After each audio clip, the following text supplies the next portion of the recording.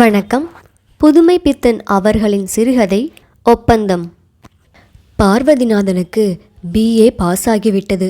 அது மட்டுமல்ல, service commission பரீட்சையிலும் முதல் தொகுதியில் வந்துவிட்டான். சீக்கிரத்தில் வேலையாகிவிடும். கல்யாணம் ஒன்றுதான் பாக்கி. அதையும் செய்து முடித்துவிட்டால் பையனை பற்றிய கவலை ஓய்ந்துவிட்டது என்று நினைத்தார் சங்கரலிங்கம் பிள்ளை. ஒரு நாள் காலை பிள்ளை அவர்கள் தாமிரவர்ணியின் ஸ்நான இன்பம், நீண்ட பூஜை முதலியவற்றுக்கு முற்றுப்புள்ளியான காலை போஜனத்தை முடித்து கொண்டதும் சுக ஜீவனத்தின் குதூகலத்தை அனுபவித்தவராய், "யாலா, அங்க என்ன செய்யுது?" என்று தமது பத்தினியை கூப்பிட்டார். "என்ன, நீங்களா கூப்பிட்டிய? இன்ன வாரேன்." "நம்ம குட்டிக்கு." பார்வதிநாதனின் செல்ல பெயர். "பொண்ணு பார்க்க வேண்டாமா?"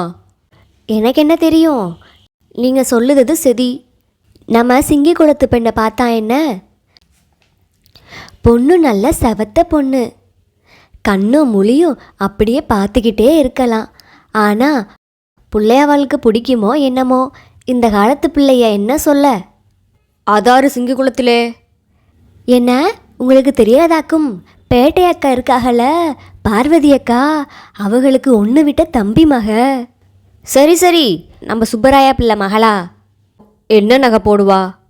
அது எனக்கு என்ன தெரியும், கோமதி அக்காட்ட விசாரிச்சா தெரியும். நான் அவளை கூப்பிடுதேன் என்று வெளியே சென்று ஒரு விதவையை கூப்பிட்டு வந்தாள். "அம்மாவா, இரி, நம்ம குட்டிக்கு இவ என்னமோ சிங்கி குளத்து பொண்ணு ஒன்று பார்த்துருக்காமே, அதை பார்க்கலாம் என்று சொல்லுதா. நீ என்னமோ பார்த்துருக்கியாமே, அது எப்படி, நகை என்னம்மா போடுவா?" என்று கேட்டார் சங்கரலிங்கம் பிள்ளை. "அதா, நல்ல இடமாச்ச, பொண்ணு தங்கமான குணம்.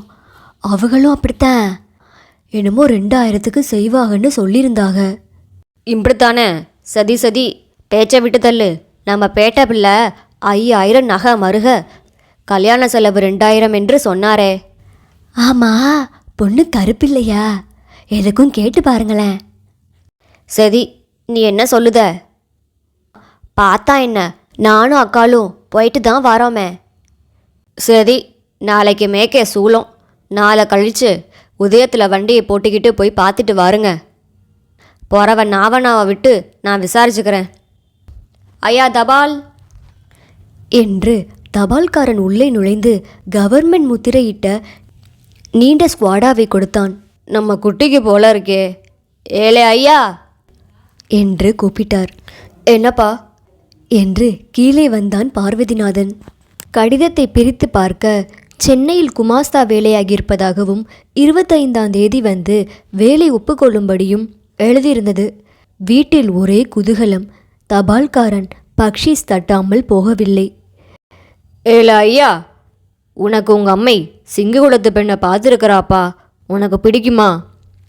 என்று கேட்டார். பார்வதிநாதனுக்கு இந்த விஷயம் திடுக்கிட செய்தது. இந்த மாதிரி தகப்பனார் பேசியது இதுதான் முதல் தரம். முகம் வெக்கத்தால் சிவந்தது. ஒன்றும் பேசாமல் மெத்தைக்கு ஏறினவன், "நாளைக்கு புறப்பட வேண்டும்" என்று சொல்லிவிட்டு சென்று விட்டான். பெண்ணை எல்லாம் போய் பார்த்துவிட்டு வந்தாகிவிட்டது. சங்கரலிங்கம் பிள்ளையின் மனைவிக்கு சிங்கி குளத்து பெண் பேரில் நோக்கம். சங்கரலிங்கம் பிள்ளைக்கு இப்பொழுது மகனுக்கு வேலையாகிவிட்டதால் ரேட்டை உயர்த்த வேண்டும் என்ற நோக்கம். நகை வழியாக குறைந்தது 3000ஆவது கறந்துவிட வேண்டும் என்ற தீர்மானம். நாவண்ணா, நாராயண பிள்ளை அவர் பெயர். அவரை விட்டு பெண் வீட்டுக்காரரை தூண்டிவிடும்படி ஏற்பாடு செய்தார். நாராயண பிள்ளை ஒரு தடவை சிங்கி குளத்து பக்கம் சென்றார். "நம்ம பையன் ஒருவன் இருக்கிறான், கொடுக்கலாம், நல்ல இடம்" என்றார். விஸ்தரிப்பானேன். பெண்ணின் தகப்பனார் மாப்பிள்ளை வீட்டுக்காரரை கண்டு பேச புறப்பட்டார். நண்பர் நாவண்ணா வீட்டில் ஜாகை. மறுநாள் இருவரும் சங்கரலிங்கம் பிள்ளையின் வீட்டுக்கு வருகிறார்கள்.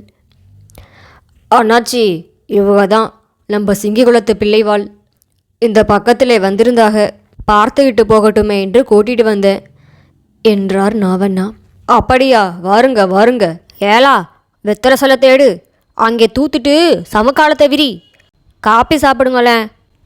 அம்மாளு, 2 இலைய போடு" என்று துரிதப்படுத்தினார்.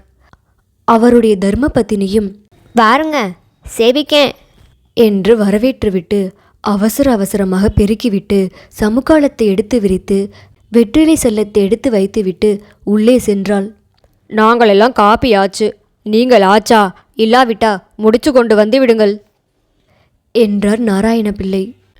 நான் எல்லாம் ஆச்சு, வெத்தலை போடுங்க என்றார் சங்கரலிங்கம் பிள்ளை. பேச்சு மெதுவாக பெண் விஷயத்தில் வந்து விழுந்தது. ஆமாம், பையனுக்கு வேலையும் ஆச்சே, முடிச்சு விடலாம் என்று எண்ணுகிறேன் என்றார்.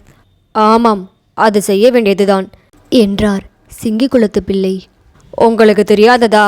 நகை ஒரு 2000, மற்ற செலவு ஒரு 1000 என்றார். என்ன, நம்ம பேட்டைய பிள்ளை சொன்னதை கேட்டியல்ல என்றார் சங்கரலிங்கம் பிள்ளை. ஆமாம் ஆமாம், அது இருக்கட்டும். இந்த காலத்திலே 1000 சொன்னா போதுமா? சொன்னதை சொன்னபடி செய்யணும். அது நம்ம பிள்ளை வாழ்தான். நான் ஒன்று பொதுவாக சொல்லுகிறேன். நகை 3000, மற்றது 2000 என்றார். எல்லாரும் சற்று மௌனம். அண்ணாச்சி, நீங்கள் ஒரேடியா முதண்டாதீங்க. பிள்ளைவாள், நீங்கள் காலை தேய்ச்சி பிரோசனமில்லை. நல்ல இடம், பையனுக்கு நல்ல அதிர்ஷ்டம், கவர்மெண்ட் வேலை, இன்ஸ்பெக்டரு தாசில்தாரா வரலாம். உங்கள் பெண்ணுக்கு ராஜயோகம் என்று மத்தியஸ்தம் பேசினார் நாவண்ணா. சரி, போறவன் நீங்கள் சொல்லுறப்ப என்ன என்றார் சிங்கிகுளத்து பிள்ளை. வேற என்ன ஐயா, இப்போவே வெத்தலைப்பாக்கு கை மாறிடுத்து. வர வியாழக்கிழமை நல்ல தினம்.